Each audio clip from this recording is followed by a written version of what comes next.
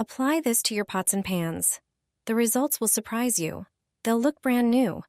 Thanks to this trick, my pots are clean and shiny. To prepare this super cleaning solution, you only need 4 ingredients.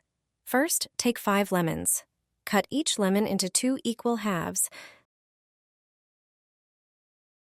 Then cut them again to make quarters. Put the cut lemons into a blender and blend them thoroughly. If you don't have a countertop blender, you can use a hand blender. Strain the lemon juice from the blender into a bowl using a sieve to remove the peels. Take another bowl and divide the juice into 2 parts. In one part, add 3 tablespoons of cornstarch and mix well until there are no lumps. In the other part, add 1 tablespoon of baking soda and mix thoroughly.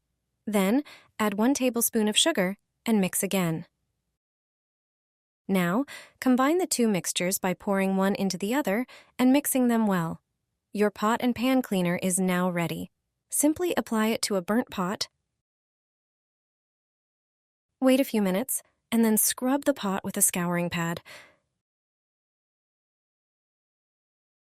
You'll see the results almost immediately. Use this trick, and your pots will look like new.